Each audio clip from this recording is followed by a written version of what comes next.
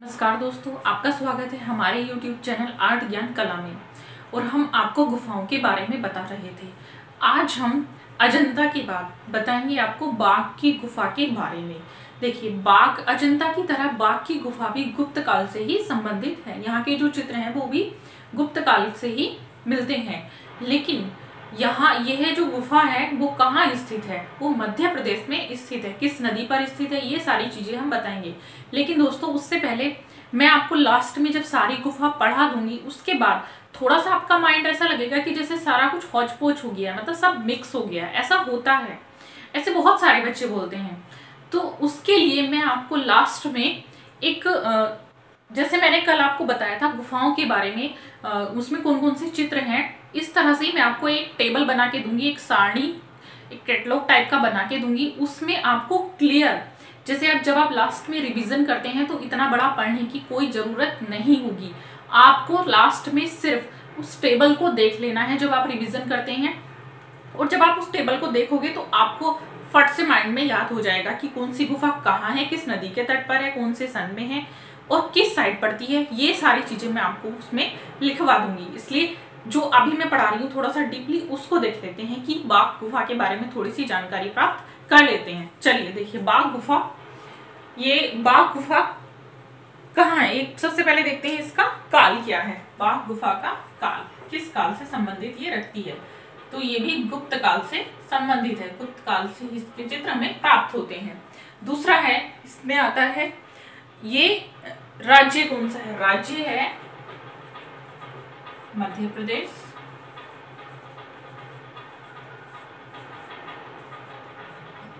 जिला देखेंगे, जिला देखिए कौन से जिले में है, धार जिले में है। और नदी देखिए, नदी बाघिनी नदी के तट पर है। बाघिनी जो नर्मदा नदी की सहायक नदी है, नर्मदा नदी की सहायक नदी है।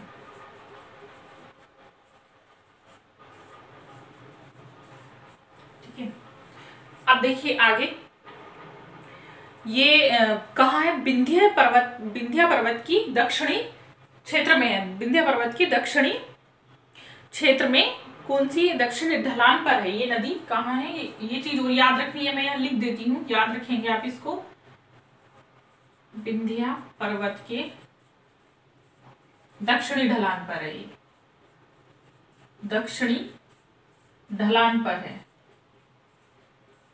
ये चीजें मैं आपको इसलिए बताती हूँ, मैं चाहूं तो अपने कम टाइम में सिर्फ इतना आपको बताकर ये टॉपिक क्लोज कर दूं। लेकिन मैं चाहती हूँ आपको जितनी चीजें आती हैं वो अच्छे से आपको आए, उनके बारे में प्रॉपर आपको पता होना चाहिए। दूसरी चीज है, आपको रट्टा नहीं लगाना है, आपको सिर्फ मेन टॉपिक नहीं पढ़ने हैं, आपको उनके बारे में थोड़ी सी जानकारी भी होनी चाहिए। मेन टॉपिक पढ़ने के लिए तो मेरी बुक काफी है जो मैं निकाल रही हूँ अभी। आपको उसमें से इसके बाद जब आप उसको पढ़ेंगे तो आपको बहुत अच्छा लगेगा, क्योंकि उसमें से क्वेश्चंस भी मैंने सारे ऐसे रखे हैं कि जो लास्ट 10 ईयर की स्टडी के बाद मैंने उसमें रखे हैं, उसमें से कहीं भी से भी कुछ भी प्रश्न आपसे पूछ लिया जाए, कहीं से कुछ भी नहीं छूटेगा। जो बच्चे उसको पढ़कर एग्जाम देंगे वो खुद ये बात बोलेंगे कि हाँ, इसमें से बहुत सारे प्रश्न आए हैं। और जल्दी ही मैं चाहती हूँ आ जाएगी, मार्च में आई होप आ जाएगी बुक जल्दी। चलिए अब देखते हैं आगे। इसमें देखिए, मैंने बताया बाघिनी नदी के तट पर, इसीलिए इसका नाम बाघ क्या पड़ा है, बाघ गुफा पड़ा है। लेकिन अभी एक चीज और आगे मैं बताऊंगी, वो भी देखिएगा। इसका नाम बाघ गुफा कैसे पड़ा है। दूसरे, इसका नाम, इसके जो स्थानीय लोग हैं वो इसको किस नाम से पुकारते थे, पंच पांडव की गुफा, पंच पांडव के नाम से इसको पुकारते थे। तीसरा, इसकी खोज किसने की और कब की, इसकी खोज डेंजरफील्ड ने की थी, डेंजरफील्ड ने की थी। इसकी खोज किसने की थी, डेंजरफील्ड ने की थी 1818 ईस्वी में। कब की थी, 1818 ईस्वी में इसकी खोज डेंजरफील्ड ने की थी। अब आगे देखिए आता है इसकी तकनीक क्या है। जैसे अजंता की जो तकनीक है वो क्या है, टेम्परा, फ्रेश को, और ऑप्शन में ये चीजें नहीं होने पर मिश्रित आएगा। लेकिन इसकी जो तकनीक है वो टेम्परा है। और टेम्परा तकनीक क्या होती है? ग्लू रंग के साथ। टेम्परा तकनीक क्या होती है? ग्लू रंग के साथ। टेम्परा तकनीक ग्लू रंग का प्रयोग जिसमें किया जाता है। इसमें ये भी आ सकता है जिसमें ग्लू रंग का प्रयोग किया जाता है।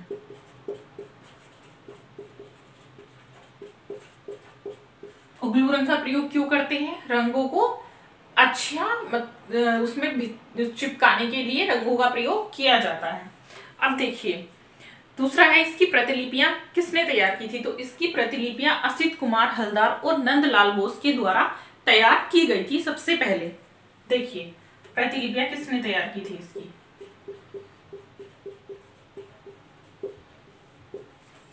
नंदलाल बोस,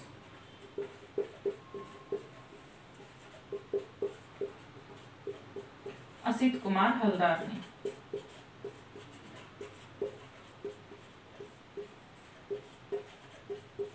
असित कुमार हलदार के द्वारा इसकी प्रतिलिपियां तैयार की गई थी।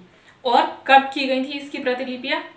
1921 ईस्वी में। ये भी यहीं पर मैं लिख देती हूँ, 1921 ईस्वी में। ठीक है, ये देखिए अब आता है कि इसका प्राचीन नाम क्या था। बाघ गुफा का प्राचीन नाम क्या था? इसका प्राचीन नाम था कलियन। पूछा जा सकता है प्रश्न में। और इसका धर्म क्या था? किस धर्म पर आधारित इसके चित्र बने हैं? तो इसके चित्र भी अजंता की तरह बौद्ध धर्म पर आधारित चित्र बने हैं। दोस्तों अजंता से ज्यादा जो चित्रकारी अच्छी है वो इस गुफा के चित्रों को अच्छा माना जाता है। मतलब जो गुफाएं हैं वो इसकी श्रेष्ठ मानी जाती है अजंता के अकॉर्डिंग। अब आगे इसमें हम बताते हैं। देखिए ये हो गया।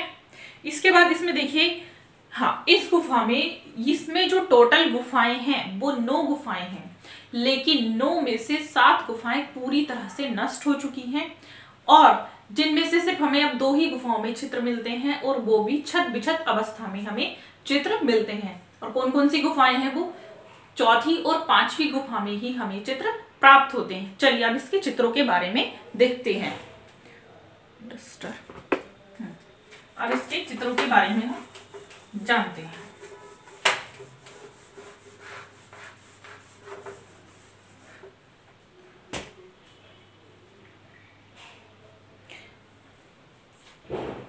गुफा संख्या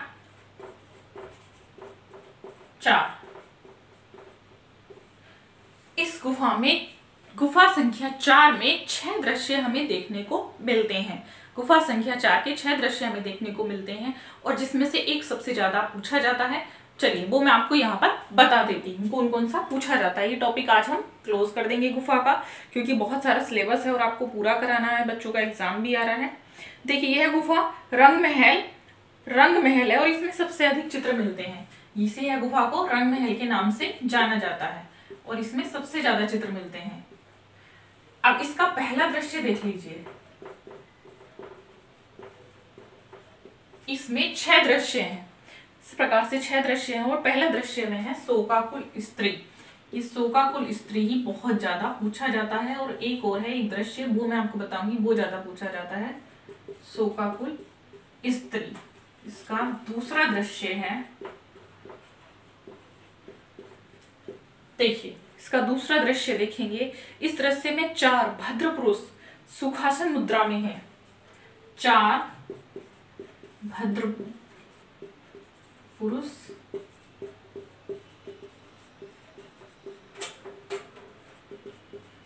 सुखासन मुद्रा में। देखिए इसमें 4 पुरुष हैं, सुखासन मुद्रा में हैं, जो किसी गंभीर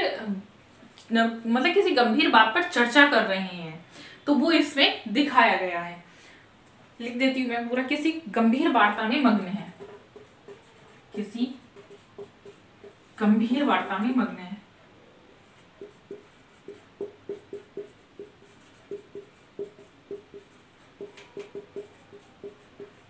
ये देखिए अब आता है इसका तीसरा दृश्य।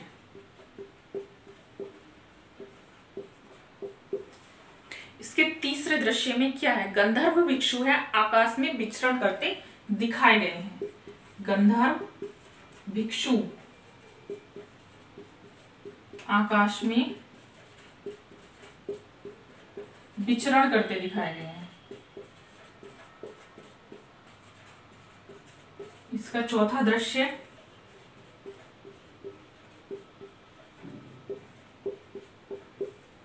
देखिए, इसके चौथे दृश्य में क्या है? एक स्त्री गायिकाओं का दल है। स्त्री गायिकाओं का दल, ये भी पूछा जाता है। एक ये और एक ये, इसमें कुछ स्त्रियां हैं जो कुछ गा रही हैं और एक ये शोकाकुल स्त्री। ये दो दृश्य, ये दो चित्र इस तरह से पूछ लिए जाते हैं कि शोकाकुल स्त्री बाघ के किस गुफा दृश्य में, चौथी गुफा के किस दृश्य में है? तो पहला दृश्य में है। दूसरा पूछा जाता है स्त्री गायिकाओं के दल किस दृश्य में है? तो चौथे दृश्य में है। एक तरह से प्रश्न ये भी आ जाता है, चौथे दृश्य में क्या चित्र बना है या किस प्रकार का चित्र मिला है? ऑप्शन में बहुत सारे चित्र दिए होंगे, ये भी दिया होगा साथ में, तो आप टिक किस पे करना है? रंग महल पे। ये जब मैं आपको प्रश्न समझाऊंगी लास्ट में, तब आपको पूरा मैं डिटेल से बताऊंगी, इस तरह से जिस तरह से आपके माइंड में अच्छे से सेट हो जाए। चलिए अब देखते हैं हम इसका पांचवा और छठा दृश्य लास्ट। 17 घुड़सवारों का एक जुलूस अंकित है पांचवें दृश्य में। पांचवा दृश्य घुड़सवारों का जुलूस।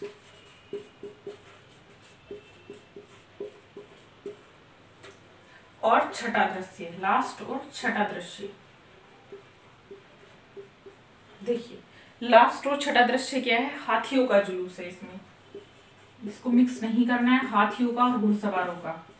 हाथियों का जुलूस। देखिए, प्रश्न तो बच्चों कहीं से भी पूछ सकता है, लेकिन आपको तैयारी अपनी ऐसी रखनी है कि ये 17 घुड़सवार कर देना। आपको तैयारी अपनी ऐसी रखनी है कि एकदम कॉन्फिडेंसली आपको कहीं से भी प्रश्न पूछ लिया जाए, आप उसके लिए तैयार रहें।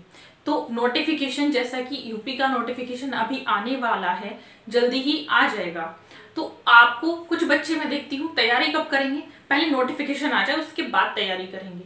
बच्चों, सिलेबस आपका इतना सारा होता है और उसको अच्छे से पढ़ने के लिए आपको समय चाहिए होता है। नोटिफिकेशन आने के बाद आपको ज्यादा समय नहीं मिलेगा। उससे अच्छा है आप तैयारी अपनी पहले से ही प्रिपेयर करके रखें। अभी से अपने आप को बनाइए, तैयार कीजिए एग्जाम के लिए। जब तक आप अपने आप को अभी से तैयार नहीं करेंगे तो एग्जाम में फिर ऐसे ही बच्चे रह जाते हैं कि वो कंफ्यूजन में पड़ जाते हैं क्वेश्चन देख के कि हमें ये आता था लेकिन इसका सही आंसर नहीं पता क्या है। ऐसे बैठ जाते हैं सोच कर हमें ये आता था, इसका आंसर ही नहीं पता है क्या है। तो उससे अच्छा है आप अपनी तैयारी अभी से करिए, जिससे आपको पता हो हाँ ये हमें आता है, फट से उस पर टिक कीजिए, फट से सर्कल बनाइए, जल्दी जल्दी से अपना टाइम के अकॉर्डिंग भी ऐसे बच्चों का जल्दी हो जाता है और उनका सिलेक्शन भी हो जाता है अच्छे से। फिर वो कोई भी इंटरव्यू हो, कुछ भी हो, किसी भी एग्जाम में वो अच्छे से तैयारी करके अपना एग्जाम क्लियर कर लेते हैं। तो इसी के साथ ये मेरा चैप्टर आज जो टॉपिक है वो पूरा होता है। इसके बाद हम नेक्स्ट टॉपिक आपके सामने लेकर आएंगे। आपको जो भी नहीं समझ में आता आप पूछ सकते हैं और इसी तरह से ध्यान से पढ़िए, मेहनत करते रहिए। नोटिफिकेशन जल्दी ही आ जाएगा, लेकिन आपको अपनी तैयारी करनी है। धन्यवाद।